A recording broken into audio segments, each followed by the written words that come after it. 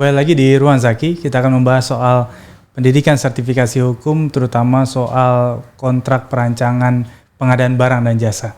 Kita akan membahas dengan Bang Adriansyah. Bang, ini kan kasus korupsi itu kebanyakan pengadaan barang dan jasa. Betul. Ini makanya penting kayaknya orang itu untuk tahu betul bagaimana ya jangan sampai celah itu masuk. Karena ini juga cukup tricky ya, karena budaya zaman dulu kan pengadaan barang dan jasa itu kan macam-macam yang membuat orang tergelincir.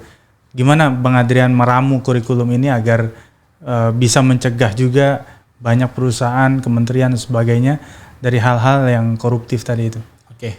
Pertama sebelum masuk ke situ, banyak kegagalan dalam kontrak itu atau dalam pengadaan barang dan jasa tidak hanya karena pelaksanaannya, tapi salah satu di kontrak ini. Yeah. Jadi karena memang kontraknya tidak baik, ya pelaksanaannya juga bisa gagal.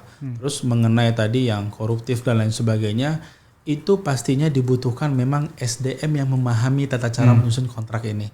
Jadi nggak asal jadi gitu. Itu tadi, walaupun sudah ada strukturnya, template biasanya kalau pemerintah udah ada Bang. Jadi tinggal ngikutin sebenarnya. Tapi kan kita harus mengetahui ada nggak sih ini unsur-unsur yang akan merugikan pemerintah di kemudian hari. Karena bisa saja seperti ini, di pemerintah kan rollingnya kan cepat.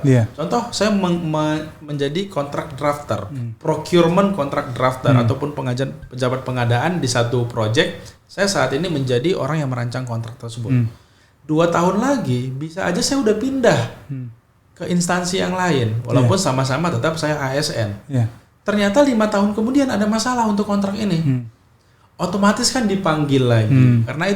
Karena kebanyakan merasa udah gue bikin udah selesai. Gue juga belum tentu tanggung jawab. Akhirnya di situ dilupakan unsur-unsur yang memang mengandung hal yang seperti ini. Jadi memang yang paling penting salah satunya adalah pemahaman hukum tentang pengadaan barang dan jasa itu sendiri. Berbicara tentang kontrak berarti berbicara tetap balik ke 1320 Kitab Undang-Undang Hukum Perdata. Harus ada terpenuhi unsur-unsurnya. Ya. Yang kedua, kita harus menempatkan orang-orang yang tepat.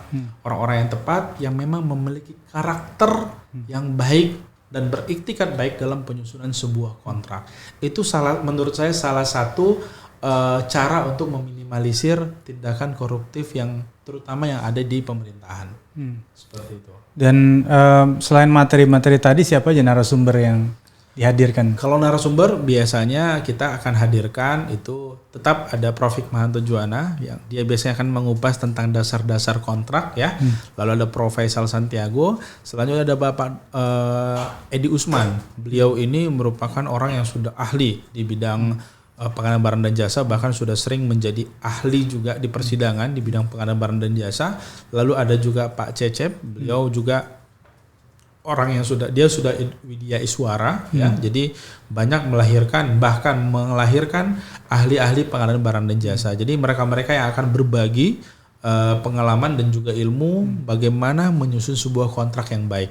Bahkan itu sampai tata cara penulisan akan diajarkan secara detail. Karena apa? Ya saat bermasalah nanti bisa dipermasalahkan kan sama lawyer lawan misalnya gitu ya. Kalau misalnya lawyer ini mewakili kontraktor dan lain sebagainya. Jadi itu sangat penting untuk dipelajari oleh para peserta dan itu diberikan semuanya sampai format-formatnya diberikan oleh narasumber. Kalau identitas kompetensinya apa? Dia Certified Procurement Contract Drafter. CPCD kalau dia untuk ininya identitas sertifikasinya. Biayanya berapa tuh? Kalau itu biayanya di 5.500.000 untuk yang member. Kalau member dia 4,5 kalau sertifikasinya gitu. 4,5 ya. Jadi dia kurang lebih sama dengan yang kontrak tadi, tapi dia memang lebih fokus kepada pemerintah. Nah jadi kontrak itu berbeda-beda. Ada kontrak secara umum, ada yang kontrak pemerintah dan ada juga kontrak untuk BUMN. Itu biasanya berbeda karena BUMN dia biasanya mengacu kepada peraturan BUMN masing-masing, peraturan Menteri BUMN. Gitu. Jadi itu menarik ya untuk memisahkan tadi ya kontrak-kontrak pengadaan barang dan jasa yang cukup variatif sehingga kita bisa tahu apa-apa saja yang kemudian menjadi hak dan kewajiban para pihak sehingga tidak menimbulkan resiko ya masalah di kemudian hari. Terima kasih Bang Adrian untuk sharingnya. Sampai ketemu lagi di Ruang Zaki berikutnya.